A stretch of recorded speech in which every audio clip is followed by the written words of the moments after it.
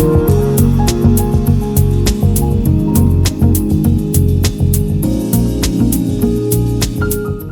I'm Hanbit, and I'm a pastry chef from Korea.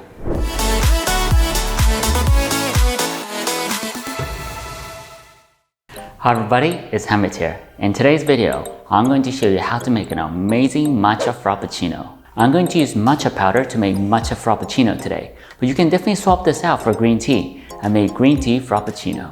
I'll go over the ingredients. It's a frappuccino, so obviously you would need milk and ice. The sweetness will come from both the condensed milk and the vanilla syrup. The reason why I've used condensed milk and vanilla syrup rather than using just plain sugar syrup to make my matcha frappuccino is because I didn't want my flavor profile to be just flat. I wanted it to be a bit more interesting. And if you haven't watched my matcha latte video, do go and check it out because I've used my homemade vanilla syrup there. And vanilla pairs really well with matcha or green tea.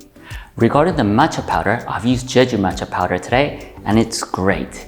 Anything from Jeju Island tastes great, including the tangerines. Obviously, this is a matcha frappuccino, so the key ingredient is matcha powder. So the quality of your matcha powder will decide the final quality of your beverage. And obviously, Jeju matcha powder qualifies for that.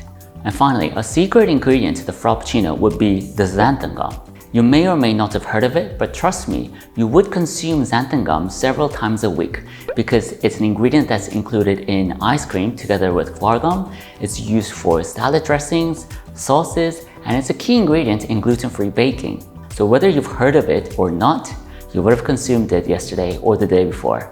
And what this xanthan gum does is it's a stabilizer and it's a thickener. In the case of a frappuccino, it helps hold the frappuccino together and make it less, let's say, liquid.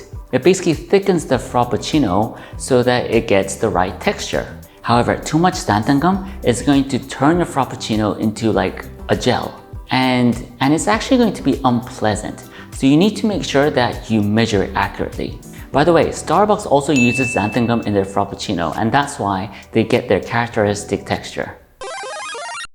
Right, let's start then. Before we make the frappuccino, I'm going to prepare the glass. I've thought about how to design this matcha frappuccino, and I thought that using chocolate would be good because matcha or green tea pairs well with chocolate. I'm going to drizzle along the inner wall of the glass so that it drips down, and it's going to look nice. I'm going to use store-bought chocolate sauce for this.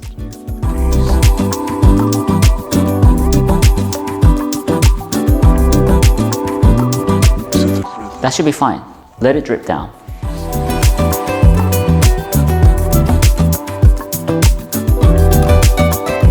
Milk,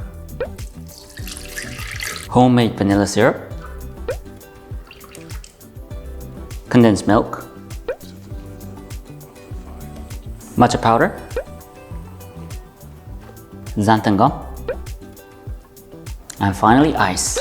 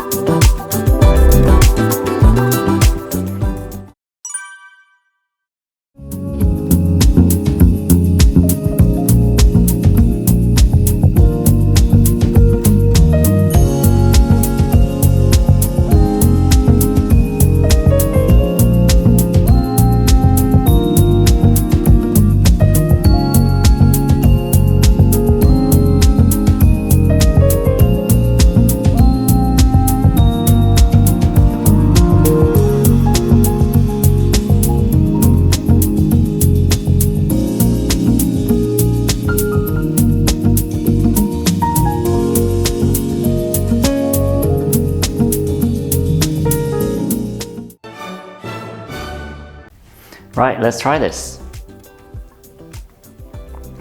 That's good. The vanilla syrup and the condensed milk really helps in making this frappuccino taste more interesting. So please try this recipe and hope you enjoy it. I'll come back next time with another amazing beverage recipe. Thank you very much. 감사합니다.